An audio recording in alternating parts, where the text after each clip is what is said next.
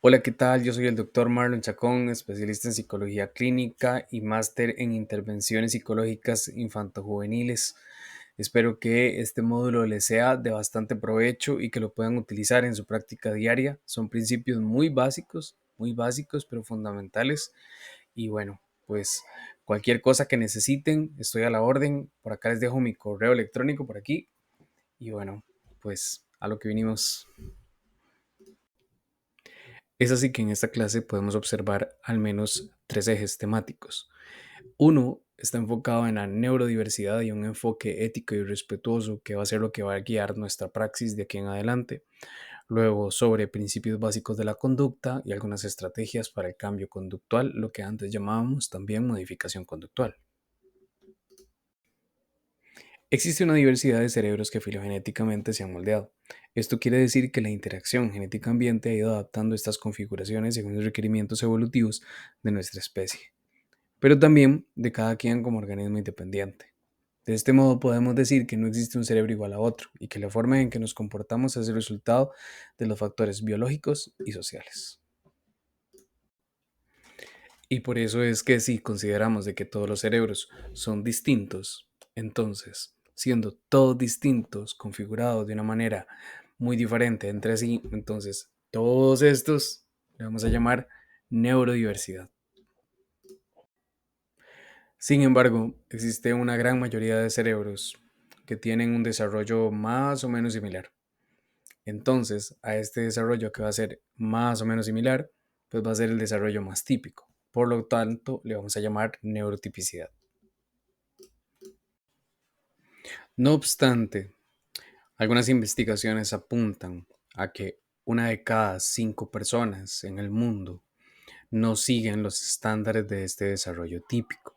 Y a esto le vamos a llamar neurodivergencia, que son aquellas personas que simplemente tienen un desarrollo del cerebro distinto. Aquellas que se han diagnosticado con autismo, déficit de atención, dislexia, etcétera. Entonces, a estas personas se le llaman neurodivergentes o neurodisidentes. Desde este enfoque, entonces, vamos a tomar en cuenta o vamos a hablar de que el autismo es un neurotipo. O sea, es una variación natural del cerebro y del funcionamiento neurológico que da lugar a una forma particular de procesar la información, de percibir el entorno y de relacionarse con el mundo.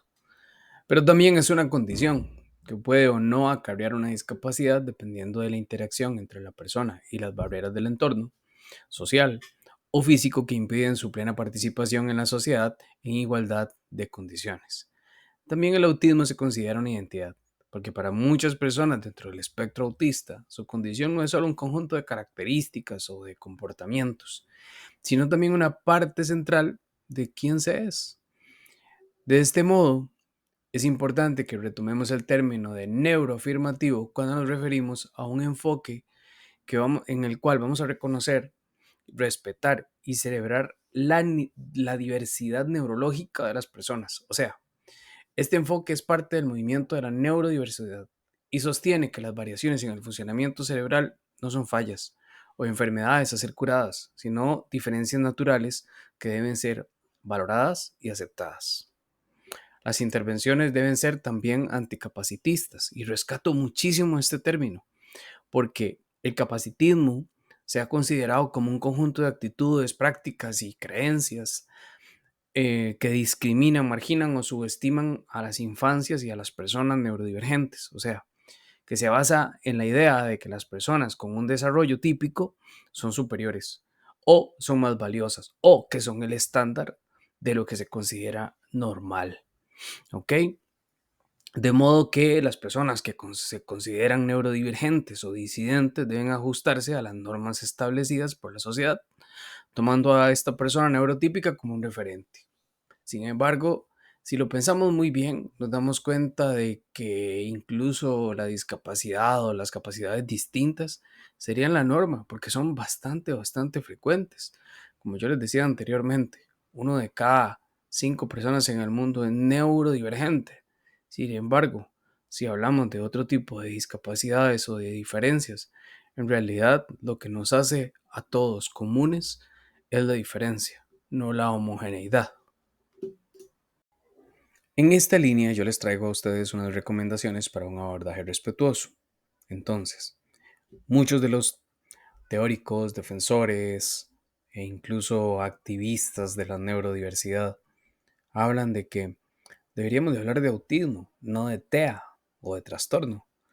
Deberíamos decir niño o niña autista y no niño o niño TEA o con TEA o que sufre de TEA o que padece de autismo.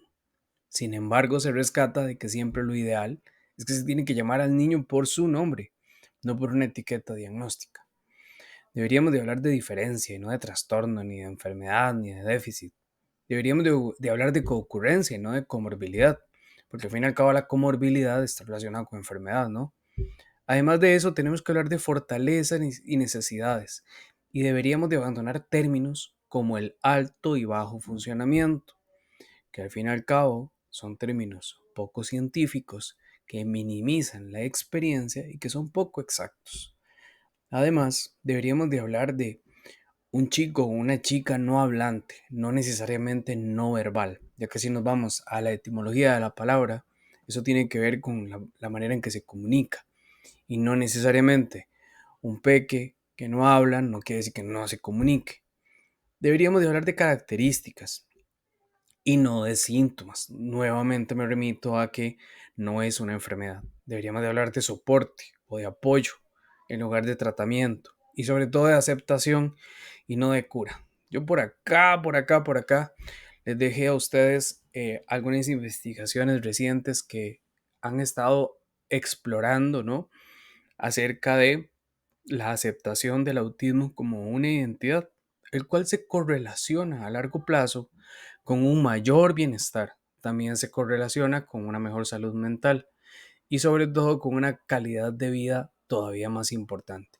En la manera en que ayudemos a las personas autistas o a los niños autistas a poder reconocerse, a identificarse y a no avergonzarse de su condición, como lo hablamos ahora, o de su neurotipo, entonces van a tener un mayor empoderamiento. Al igual su entorno le va a tratar de una manera distinta en el cual se le va a aceptar, pero a la vez se le van a dar todos los apoyos necesarios. Ahí si quieren luego les comparto y les cuelgo por ahí en la plataforma todos estos estudios. Ahora sí, pasemos al segundo tema de esta clase. ¿Qué es una conducta? Esto ha sido difícil, muy difícil de definir y ha sido tema de discusión durante décadas entre personas que trabajamos en salud mental o en el estudio del comportamiento. Al menos dentro de este enfoque o del enfoque más clásico, vamos a decir que una conducta es una relación funcional entre un individuo y su ambiente. Para esto, algunos de los investigadores lo han resumido de una manera muy sencilla, con un acrónimo, el de las 3 H's. Es cabeza, corazón y manos. De modo que podemos hablar de dos tipos de conductas relacionadas con ese ambiente, porque hay un ambiente que está fuera de la piel y uno que está dentro de la piel. O por decirlo así, van a haber dos tipos de conductas. Conductas públicas, que son todos aquellos actos que podemos observar, y van a haber también conductas privadas, como el pensamiento y como las emociones. Entonces, nuevamente, ¿qué es una conducta? Es una relación funcional entre un individuo y ambiente. Y quiero que se les quede muy grabados esto de funcional, porque al fin y al cabo tiene una función en un contexto dado. Y eso es algo que vamos a ver más adelante. El comportamiento de todo ser humano comienza el día en que nace y termina el día en que muere. Básicamente es una cadena de eventos muy grandes. Sin embargo, para efectos de análisis, se ha designado que sea de la siguiente manera, tomando en cuenta que siempre hay un antecedente, una conducta o behavior y una consecuencia. ¿Qué quiere decir eso? Que al menos desde este enfoque siempre va a haber una conducta que es la que nos va a importar, pero algo que elicitó esa conducta que va a ser el antecedente y una consecuencia a partir de esa conducta. Probablemente ahí siga la línea. Pero bueno, para unidad de análisis vamos a tomar esto. Poco a poco lo vamos a ir viendo. Entonces, tomemos en cuenta que el antecedente es el estímulo que elicita una respuesta. La conducta es la respuesta a ese estímulo. Por ejemplo, de repente un niño siente hambre, por lo tanto, come. Sentir hambre va a ser el antecedente y comer va a ser la conducta. C es el resultado de A más B, por lo tanto, es la consecuencia de un estímulo y una respuesta. Y este resultado va a predecir la ocurrencia o no de la conducta futura. De modo que, si un niño tiene hambre y por lo tanto come, pero se come un estofado con arroz y este estofado para él es saciante y a la vez delicioso, es probable que la próxima vez que tenga hambre se le antoje un estofado con arroz.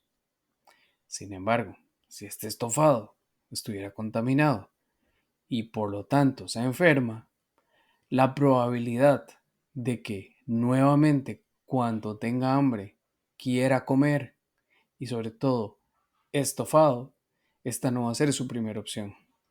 Va a buscar algún otro tipo de alimento porque al fin y al cabo no va a ser reforzante, como lo vamos a ver posteriormente. Hay dos tipos de intervenciones. Hay intervenciones que se basan en el antecedente, o sea, qué pasó antes del comportamiento, o otras intervenciones que se basan en los consecuentes o en la consecuencia, que es lo que pasa después del comportamiento. El objetivo de las intervenciones eran siempre preventivas. Y creo que siempre en cualquier programa que se haga para modificar un comportamiento, para cambiar un comportamiento, se deben poner especial énfasis en la parte preventiva. Al fin y al cabo, como dice el viejo dicho, es más fácil prevenir que lamentar. Una de estas primeras estrategias que podemos utilizar es la modificación del entorno, que a su vez se subdivide como en dos pequeñas estrategias, que una es haciendo ajustes en el ambiente físico o eliminando aquellos desencadenantes de aquellos comportamientos que puedan ser llamados, no sé, disfuncionales, tal vez. Entonces, en lo que se refiere a la primera, la idea es cambiar la disposición del espacio, ya sea para minimizar distracciones o para reducir aquellos desencadenantes de estas conductas problema. Por ejemplo, si un niño tiene una crisis en casa por el excesivo ruido que se produce en su habitación debido a que se encuentra frente a una carretera, entonces lo mejor será disponer para que pueda ser trasladado a otra parte de la casa donde haya menos ruido, por ejemplo, para la parte de atrás. Ahora, también se pueden eliminar aquellos desencadenantes. Veamos el ejemplo de aquella chica que está estudiando y que de repente su hermana mayor está junto a ella utilizando el celular. Ella quiere el celular, pero su madre por razones obvias no se lo va a permitir, puesto que es un distractor. Ella entra en crisis. En este caso, para situaciones futuras, lo ideal entonces es decirle a su hermana mayor que no utilice el celular o que no esté cuando ella esté estudiando. Otra de las técnicas que se pueden utilizar es la presentación de señales o indicadores, lo que también llamamos como prompting. Se pueden utilizar algunas señales visuales o auditivas, por ejemplo, utilizar imágenes, gráficos o sonidos que sirvan como recordatorio de las conductas deseadas, por ejemplo, usar pictogramas describiendo la secuencia de actividades diarias, utilizar tarjetas de colores para el cambio de actividad. Se pueden utilizar también, como lo pueden ver ahí, cronómetros, alarmas, listas de tareas. La otra estrategia que también se desprende acá son las instrucciones claras y consistentes. En proporcionar instrucciones claras y consistentes, obviamente específicas, antes de que ocurra la conducta y asegurarse de que el niño entienda exactamente qué se espera de él. Para esto es recomendable la técnica de los 3 pasos y se las enseño acá. Lo primero es hablar al niño de frente. En nuestra cultura no estamos tan acostumbrados o acostumbradas a eso. Por lo general llamamos de una habitación a otra o la mamá está en el patio y le pega 4 gritos al chico que está en la sala, etcétera. Pero eso no es recomendable. Lo mejor es hablarle al niño de frente, girar la instrucción de manera clara y sencilla, pero también decirle que le repita para saber si ya lo entendió. Y con estos 3 sencillos pasos nos ahorramos muchos problemas, muchos, se los puedo asegurar. El uso de rutinas y además anticipar transiciones puede ser bastante útil. Establecer actividades diarias consistentes que ayuden a estructurar el comportamiento ayudan bastante. Las rutinas reducen la incertidumbre y colaboran para anticipar lo que viene, lo que puede reducir aquellas conductas que vamos a catalogar como problemáticas. Sin embargo, si se da en el caso de algunos niños muy ansiosos, que en algunas ocasiones anticipar aumenta el estrés. Y solamente en este caso, el cual no es nada frecuente, no es recomendable. Además de eso, es súper importante que hagamos un control de las transiciones. Preparar a los niños, a las niñas para cambios o transiciones en actividades se pueden hacer mediante avisos previos, como decirle, en 5 minutos vamos a cambiar de actividad, lo que reduce la ansiedad y la resistencia. También se puede poner algún tipo de alarma o algún tipo de música. La idea es que esto pueda llegar a invitar a los chicos a pasar de una actividad a otra. El enriquecimiento del ambiente consiste en aumentar la estimulación o proveer de ciertas opciones. ¿A qué se refiere esto? Bueno, pues la primera tiene que ver con aumentar la estimulación apropiada. O sea, proporcionar alternativas que sean adecuadas y que mantengan la atención en actividades positivas. Por ejemplo, ofrecer juguetes o materiales educativos que capten el interés y disminuyan la probabilidad de conductas indeseadas será de bastante utilidad. Hay que tomar en cuenta de que nadie aprende con el aburrimiento. Entonces, el hecho de mantener a los chicos y a las chicas siempre enfocados con estímulos que sean atractivos, apropiados y sobre todo personalizados, va a ayudar muchísimo a enriquecer este ambiente y sobre todo a prevenir aquellas conductas que sean disruptivas. Incluso hay muchísima evidencia que nos dice de que aquellas conductas que muchas veces consideramos como disfuncionales o rabietas ocurren cuando el aburrimiento empieza. El otro es proveer de opciones. Es importante ofrecer opciones para poder elegir entre varias actividades, lo que puede aumentar el control percibido, reducir la resistencia a realizar tareas, y muy rara vez se recomienda que con los más pequeños dejemos estas opciones como abiertas. Por ejemplo, no es recomendable decir, ¿qué quieres hacer ahora? Es mejor ofrecer 2 o 3 opciones. Por ejemplo, ¿quieres pintar? Jugar con los Legos. ¿Quieres pintar, jugar con los Legos o leer un libro? Una vez que se haya ampliado el repertorio en sí, se puede ir tal vez como incursionando en aquellas actividades que sean un poco más abiertas y más predilectas. Más tarde, esto, sobre todo entrando en la adolescencia, va a ser como el preámbulo para empezar a desarrollar estrategias um, estrategias de negociación. Como quinta estrategia está la desensibilización sistemática. Es una técnica que se ha estudiado muchísimo, muchísimo, muchísimo y que ha dado muchísima investigación que confirma su eficacia. En este caso, la desensibilización sistemática consiste en la exposición gradual a estos desencadenantes, o sea, introducir de manera paulatina los estímulos que provocan la conducta no deseada, ojo, en un entorno controlado. ¿Para qué? Para que el niño o la niña se acostumbre y reduzca la reacción indeseada. Esta técnica es útil en casos donde la ansiedad o el miedo están implicados, pero hay evidencia, por ejemplo, que la exposición sensorial o el uso desmedido de la desensibilización sistemática ante estos estímulos, como por ejemplo la hiperreactividad auditiva o a texturas, incluso puede llegar a ser traumática. De ahí que no es una técnica que tampoco sea como muy recomendable para esto. De hecho, sabemos que la adaptabilidad a ciertos estímulos sensoriales es bastante baja y que por lo general se utilizan otro tipo de técnicas. Veamos este ejemplo. Este se trata de una chica que tiene miedo de ir a las citas de odontología. Entonces, el primer paso es enseñar en técnicas de relajación. El paso 2 es enriquecer con actividades que sean potencialmente relajantes, por ejemplo, la música o la utilización de squishies o, no sé, un osito de peluche, no sé. El paso 3 es anticipar en qué consiste ir a la cita de odontología y motivar, motivar y motivar. El paso 4 es utilizar la imaginación o el juego. de cómo sería ir al dentista. El paso 5 sería aproximarse a la conducta deseada. Por ejemplo, como ahí se ve, conocer el consultorio y al doctor. Y en este caso, que sea el profesional quien le explique qué es lo que se va a hacer. Y ya como último paso será la exposición a la conducta deseada. ¿Qué es lo que pasa? Que muchas veces incluso en este paso nos tenemos que devolver. Esto es secuencial. No nos podemos brincar ni un solo paso. De modo que si en este momento nuevamente produce ansiedad, tenemos que devolvernos y otra vez volver a entrenar.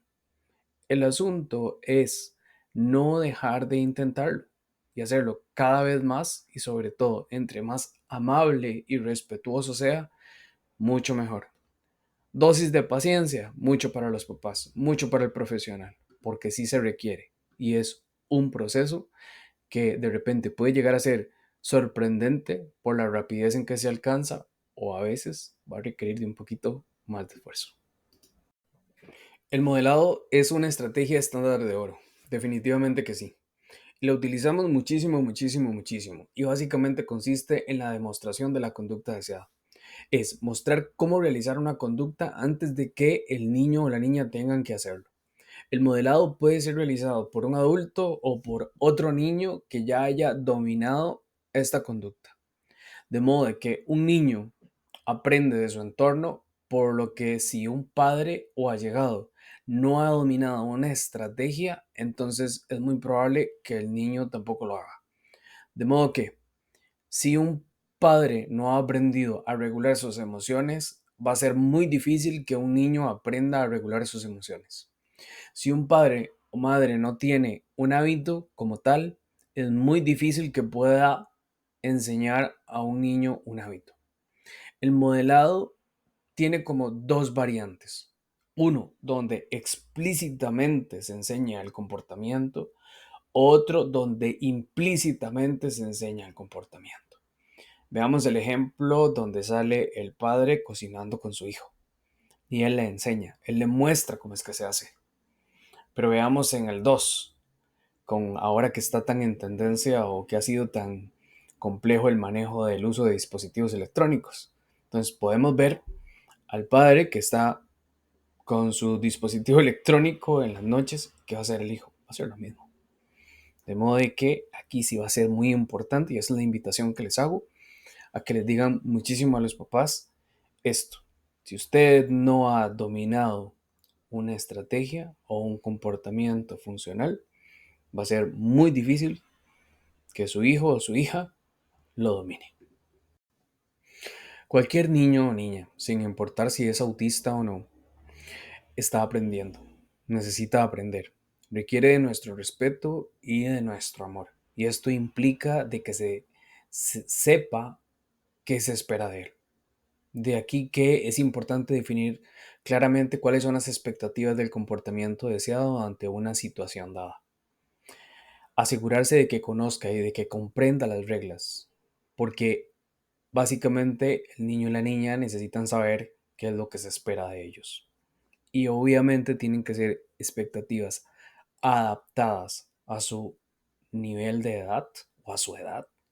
Tienen que ser adaptadas también a su nivel maduracional, a sus necesidades especiales y también al contexto determinado. Por lo cual, siempre poder anticipar, siempre definir las reglas y cuáles van a ser las expectativas sobre lo que se espera de él o ella en su comportamiento va a ser primordial. Las intervenciones basadas en consecuentes son todas aquellas intervenciones que están enfocadas en aquello que pasa inmediatamente después de la conducta y van a predecir si una conducta se va a presentar en mayor recurrencia o no. Básicamente, estas intervenciones lo que intentan es decirle a los padres o instrumentar a los padres en qué hacer ante un comportamiento determinado. Para esto va a ser súper importante que ustedes tomen en cuenta de que todo comportamiento tiene una función y que función no es lo mismo que forma. ¿Qué quiere decir esto? Esto quiere decir que muchas veces hay dos comportamientos que se manifiestan de manera similar, pero que su función es completamente distinta. Por eso es que no existen fórmulas mágicas. Y para esto tenemos que preguntarnos siempre el para qué de una conducta. Dentro de todos estos, o sea, pueden haber múltiples motivaciones para un comportamiento, pero yo les voy a enumerar más o menos 9 que son los más comunes. El primero de ellos, y probablemente el más recurrente, sea obtener atención. O sea, la conducta se manifiesta por captar la atención de otras personas. Esto puede incluir algunos comportamientos que buscan elogios, interacciones sociales o simplemente que otros eh, presten atención, ya sea de manera positiva como felicitaciones o atención directa, ¿verdad? O negativa como regaños, críticas. Por ejemplo, un niño interrumpe repetidamente la clase porque al hacerlo recibe la atención de sus compañeros o la persona docente, el profesional docente. O también puede ser por obtener acceso a ciertos tangibles o algún tipo de actividad. O sea, la conducta ocurre para obtener algo que es concreto, que se puede tocar, o para una actividad deseada. Veamos el ejemplo que yo no sé si ustedes son padres o madres, probablemente les ha pasado y si no, por lo menos lo han visto alguna vez, que es un niño que llora o grita en el supermercado porque quiere que le compren un dulce, un cereal, un juguete, etcétera. El tercer tipo es para evitar o escapar de situaciones aversivas o demandantes. La conducta se utiliza para evitar una situación que es desagradable o que es muy demandante para el sujeto. Ejemplo, un estudiante que finge estar enfermo o se niega a ir a la escuela para evitar un examen o una tarea difícil.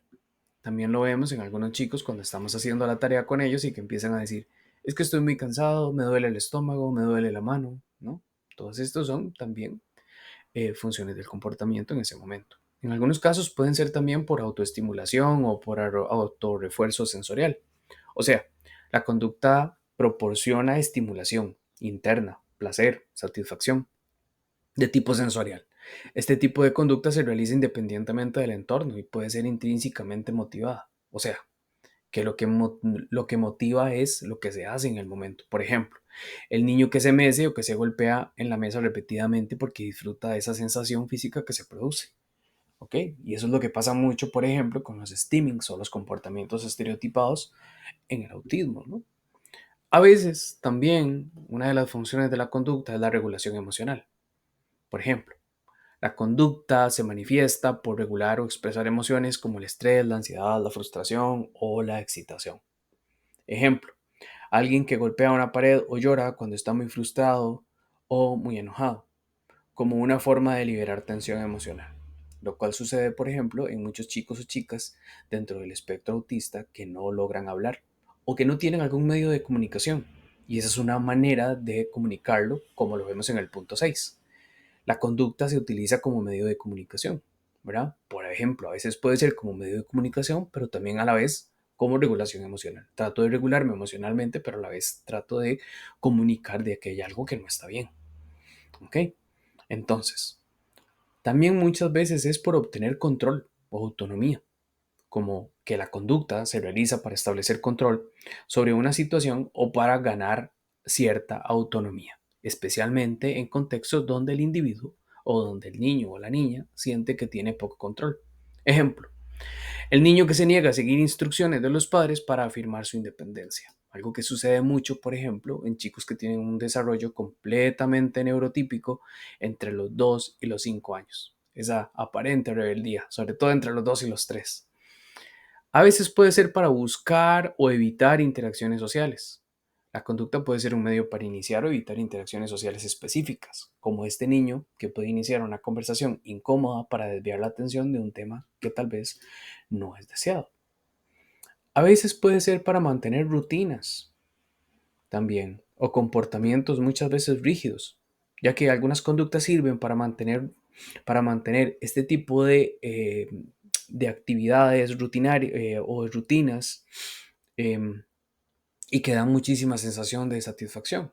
Por ejemplo, sabemos que la concurrencia entre autismo y trastorno obsesivo compulsivo es bastante alta, entre un 15 y un 30%. Entonces, muchas veces el mantenimiento de rutinas o comportamientos rígidos también puede llegar a ser un indicador de un trastorno obsesivo compulsivo, que en este caso podría tener incluso una cierta sensación de bienestar, de control o para mitigar la ansiedad. Entonces, pues ahí los tienen y los repetimos porque van a ser súper importantes. Muchas veces para obtener atención. Tomemos en cuenta, todos queremos ser notados, todas las personas. Muchas veces para obtener acceso a tangibles o actividades. A veces para evitar o escapar de demandas o situaciones aversivas. La más común, cuando tienen que estudiar. La autoestimulación o el reforzamiento sensorial, como el stimming, es uno de ellos. Muchas veces para regular a nivel emocional. En algunas otras ocasiones, como una manera de comunicar, de manera de que siempre lo vamos a observar, que en aquellos chicos no hablantes vamos a encontrar mayores comportamientos disruptivos o no funcionales.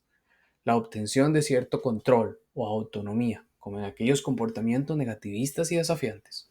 El buscar o evitar interacciones sociales específicas, que también sucede muchísimo, y mantener rutinas o comportamientos rígidos, ya sea por falta de flexibilidad cognitiva o muchas veces como una respuesta a un trastorno obsesivo compulsivo. Tal vez hasta acá ustedes se preguntarán o más bien esperarán que yo llegue y les diga cuáles son aquellas estrategias más eficaces para poder modificar una conducta. Pero en realidad quizás esto es un poco contraintuitivo, porque la idea es reforzar más bien aquellos comportamientos que sí son funcionales y que son adecuados en un contexto dado. Para esto va a ser muy importante que rescatemos el refuerzo positivo. Y el refuerzo positivo no tiene nada que ver con algo bueno, por decirlo así. El refuerzo positivo tiene que ver con la presentación de un estímulo agradable después de una conducta para que ésta aumente la probabilidad de ocurrencia. Hay muchísima investigación que nos dice a nosotros de que muchos padres, en su esfuerzo por modificar aquellas conductas que son indeseadas o no funcionales, dejan de reforzar aquellos comportamientos que sí lo son. De manera que algo que no se refuerza se extingue. Entonces, los reforzadores van a ser sobre todo aquellos que son tan poderosos como para hacer que una conducta se repita una y otra vez. Los reforzadores sociales, que acá es donde vamos a poner muchísimo énfasis porque van a ser súper importantes, son aquellos que son validados por el entorno inmediato. Un elogio, una felicitación, aprobación, atención. Un ejemplo de un reforzador social es esta validación, donde lo que resulta eficaz es seguir al menos estos tres pasos que yo les doy a ustedes. Y es exclamar, nombrar aquel comportamiento que fue funcional y hacer algún tipo de aprobación no verbal. Decirle a un niño o a una niña que ha sido buena, que ha sido bueno, que es muy inteligente, que es muy carga, en realidad no nos dice absolutamente nada y no refuerza absolutamente nada. Yo creo que ni siquiera nosotros tenemos la idea o la definición de qué significa ser un niño bueno. ¿Ok? De modo de que, dando un ejemplo un poco más concreto, si una niña ha estado jugando y recoge los juguetes de manera espontánea, lo mejor que podemos hacer es exclamar con, hey, recogiste todos los juguetes, qué genial, palmada en la espalda, un abrazo, un beso, un pulgar arriba. Ya está, es algo muy sencillo.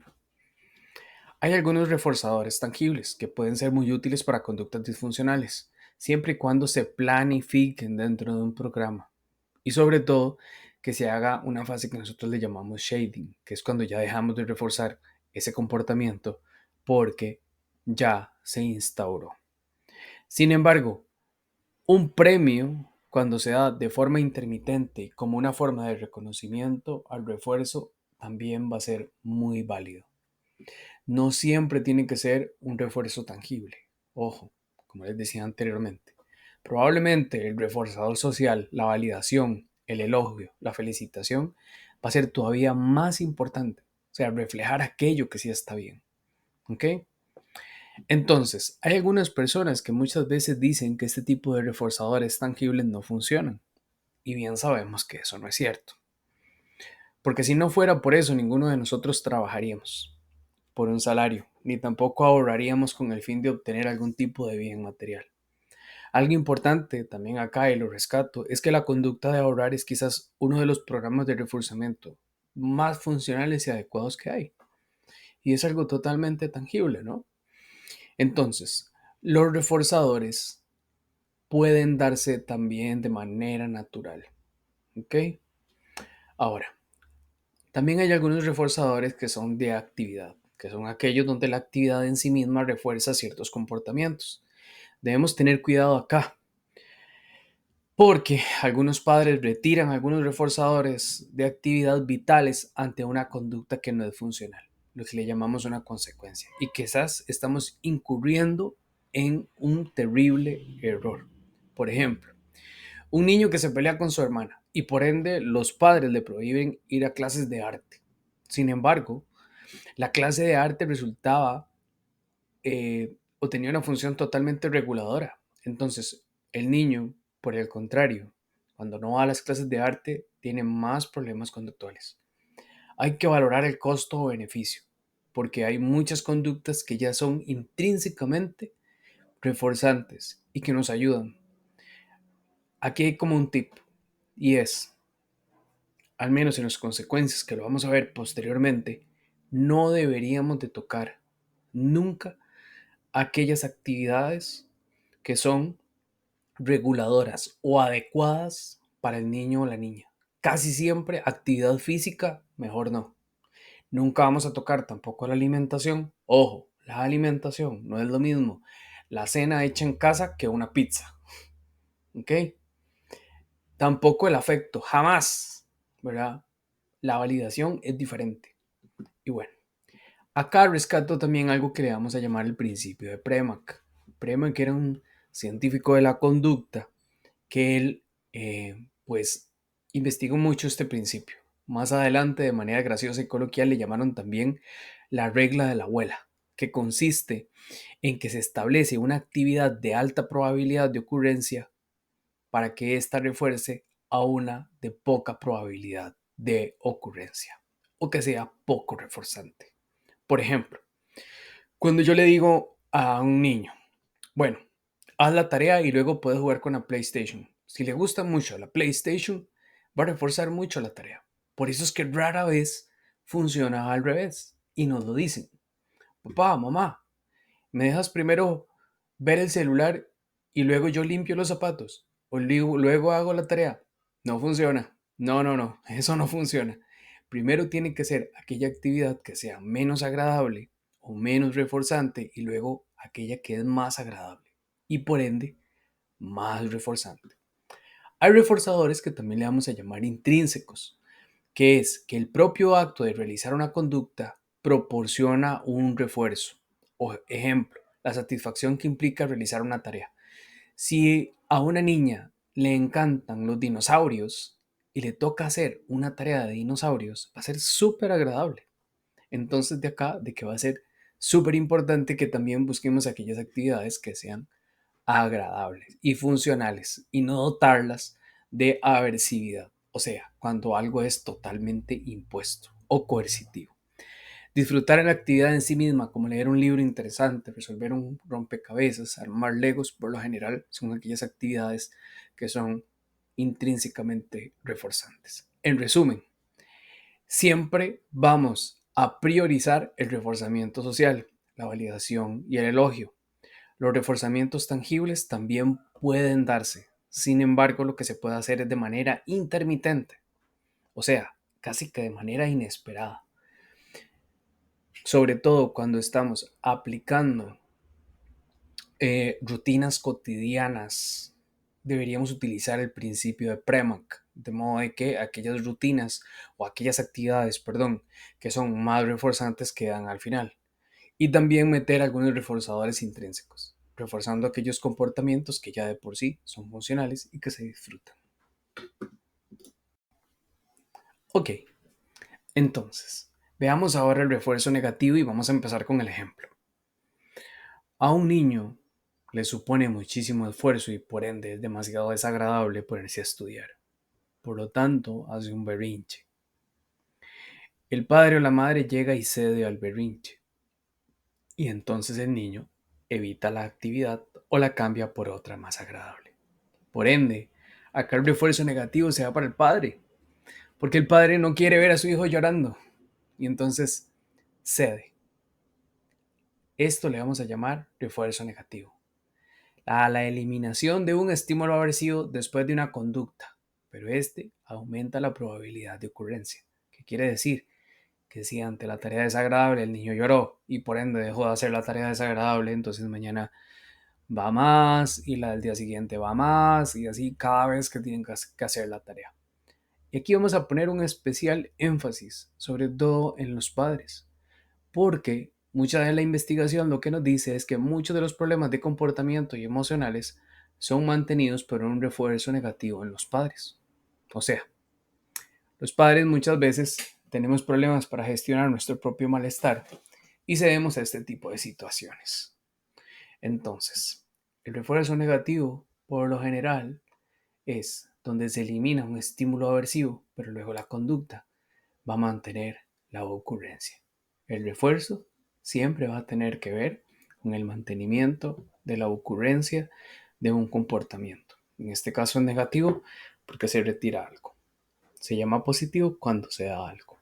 Y aquí por lo general, y me remito a la evidencia con fines prácticos, nos vamos a posicionar desde una perspectiva de los padres, sobre todo. Entonces, padres, a gestionar su malestar, mantenerse firmes y amables, siempre. Como les venía diciendo, siempre desde un enfoque respetuoso. Al reforzamiento cero le vamos a llamar extinción. Como les dije anteriormente, cuando una conducta no se refuerza, una conducta se extingue. Por lo tanto, cuando hablemos de extinción, vamos a hablar de que cuando la función es llamar, por ejemplo, la atención, obtener un reforzador tangible, pero este no se refuerza.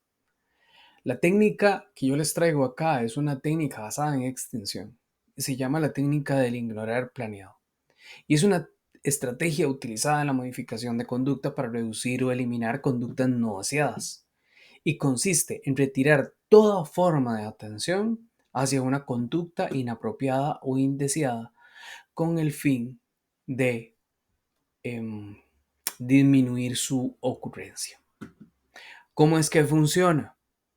El principio detrás del ignorar planeado es la idea de que algunas conductas se mantienen por reforzamiento debido a la atención que se les da, ya sea positiva, elogios, risas, o negativa, como regaños o advertencias. Al retirar esta atención, la conducta pierde su refuerzo y con el tiempo disminuye o se extingue. Ojo, hay que tomar muy en cuenta que esta técnica nunca se utiliza, nunca, nunca, nunca, cuando implica un daño para el niño, un daño a otras personas o agresiones al ambiente, romper cosas, tirar cosas, rasgar cosas. ¿Ok? Entonces, los pasos para implementar esta técnica, el ignorar planeado, es primero, se debe identificar claramente cuál es la conducta que se desea reducir o eliminar. Hay que informar al niño cuál va a ser la conducta que se va a ignorar y plantear siempre una conducta alternativa. O sea, hay que planearlo, que es el segundo paso. Es importante planear cómo se ignorará. Esto incluye definir qué tipos de atención se van a retirar. Por ejemplo, el contacto visual, verbalizaciones, gestos, moverlo del lugar. Y asegurarse sobre todo de que todas las personas involucradas lo hagan igual. Si es en casa, lo tiene que hacer igual mamá que papá. Lo tiene que hacer igual la persona que cuida al niño o a la niña. Si solamente una de las personas no lo utiliza, probablemente vayamos al fracaso y la conducta vuelva a aparecer. Cuando la conducta indeseada o que no es funcional ocurre, se retira toda la atención. Esto implica no hacer contacto visual, no responder verbalmente, no hay que hacer gestos, y no hay que tratar de no reaccionar tampoco físicamente ni gesticularmente.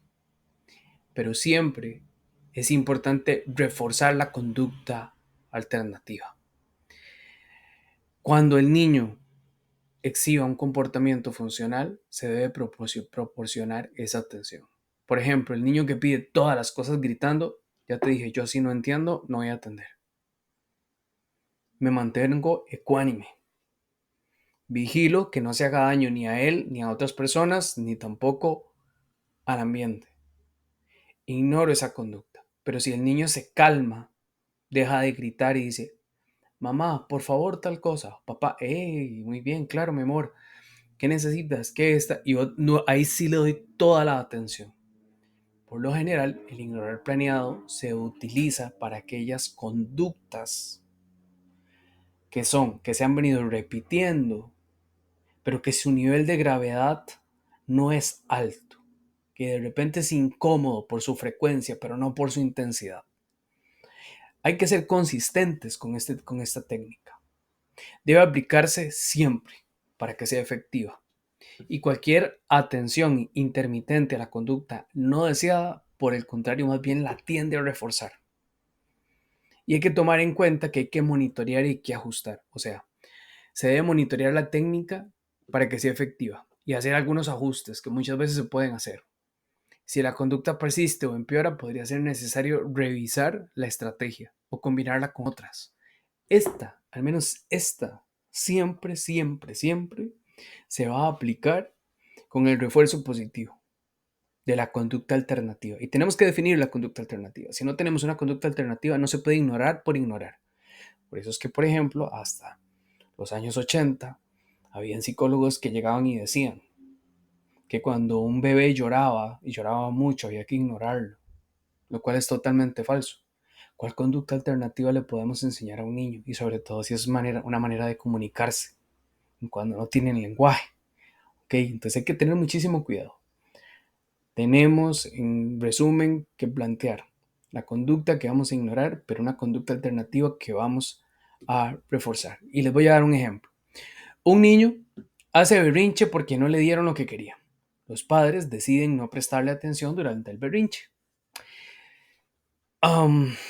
Sin hablarle, sin mirarle, sin tampoco interactuar con él. Pero cuando el niño se calma y pida lo que desea con amabilidad, los padres le prestan atención y lo alientan a usar palabras para que logre expresarse de mejor manera.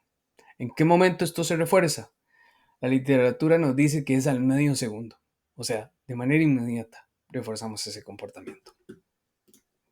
Otro aspecto a considerar es que cuando se aplica una técnica o una estrategia basada en extinción, es muy común que cuando la conducta problema empieza a descender, haya un aumento súbito de esos comportamientos problemas. Son usuales. Es importante que nosotros los podamos explicar a los padres para que estos no se asusten o crean que la conducta problema regresó, pues pasado unos pocos días, incluso a veces solamente un día, y nuevamente esa conducta se extingue. Entonces, llegamos ahora a la última estrategia, que es la de los castigos. Cuando hablamos de castigos, estamos hablando de dos tipos. El castigo positivo, que es cuando presentamos un estímulo que por lo general es aversivo, después de una conducta, para que ésta disminuya o decrementa la probabilidad de ocurrencia. Castigo, el castigo positivo, que no es tan positivo, más común, son las nalgadas. Obviamente nunca vamos a recomendar las nalgadas. Las nalgadas son agresión. Nunca se va a recomendar las nalgadas. En lo absoluto. Queda totalmente prohibido. Pero también el castigo positivo puede ser, por ejemplo, una consecuencia. Como decirle al niño que a partir de algún comportamiento que fue inadecuado, va a tener que hacer alguna acción, por ejemplo. Luego está el castigo negativo, que es cuando retiramos un estímulo después de una conducta, para que ésta disminuya la probabilidad de ocurrencia. ¿Cuál sería algo muy sencillo?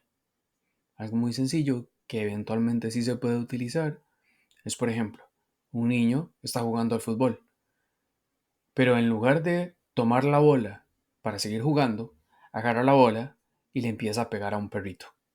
¿Qué hacemos? Retiramos la bola. Y esa sería una manera de castigar.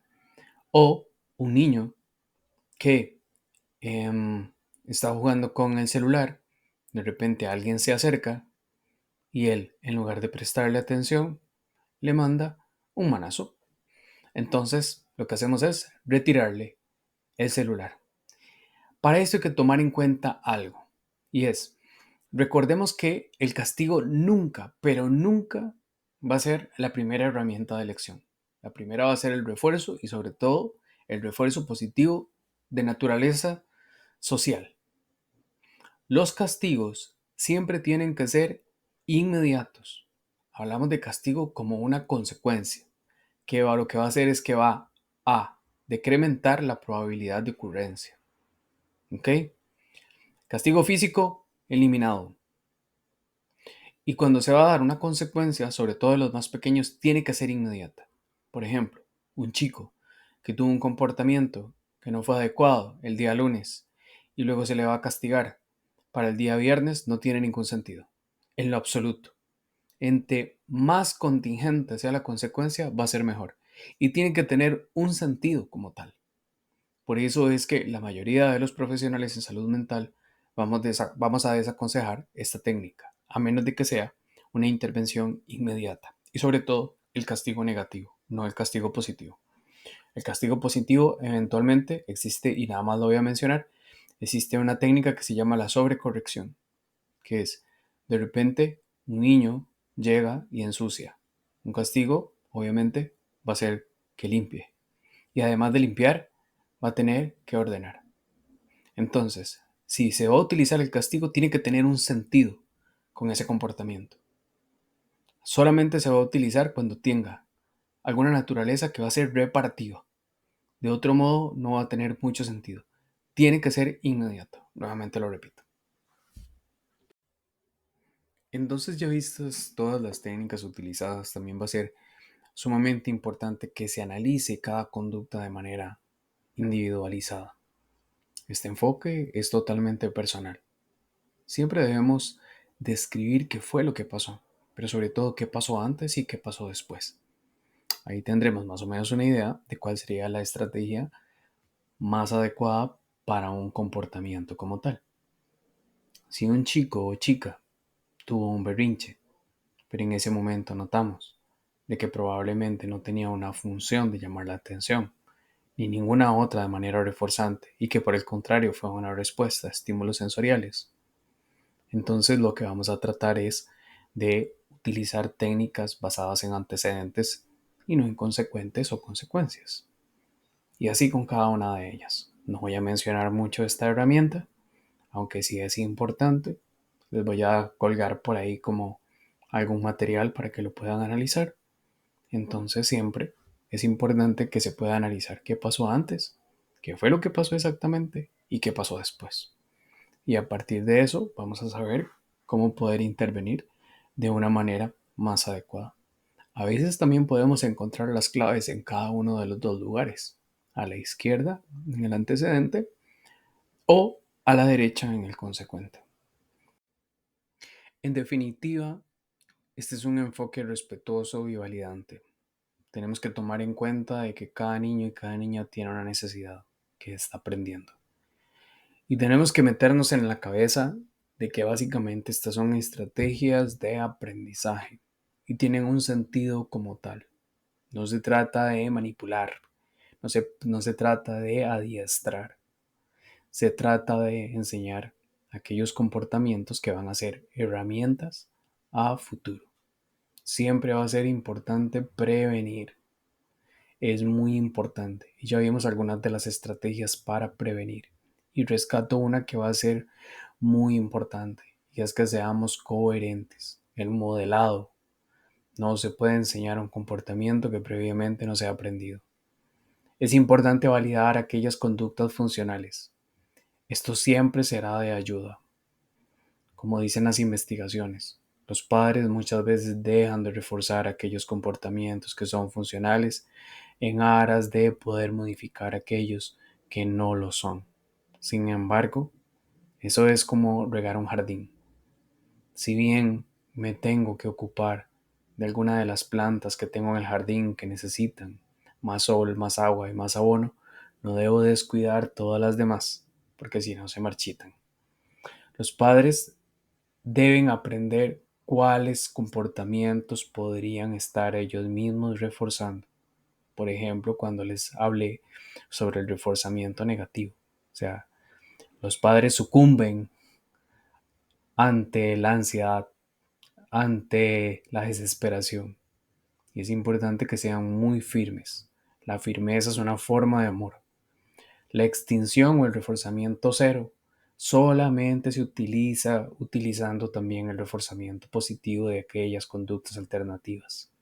Nunca se utiliza en solitario y nunca en aquellos comportamientos que presupongan un peligro para el niño o un daño o para otras personas o bien para el ambiente.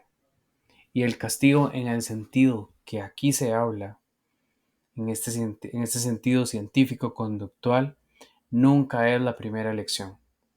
Y el castigo físico muchísimo menos. Somos antiviolencia, antiagresión.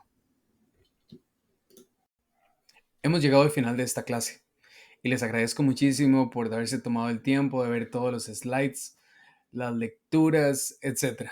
Entonces, sin más, pues nada más recordar siempre ser amables, respetuosos, sobre todo recordar que la firmeza es muy importante y bueno, comprender de que todas las personas tenemos una condición diferente, nuestros cerebros son todos diferentes, no existen tratamientos estándar, la mayoría de ellos tienen que ser personalizados, basados en las habilidades, sobre todo que tenga el niño o la niña, y además de eso también en aquellos desafíos que presentan. Muchas gracias.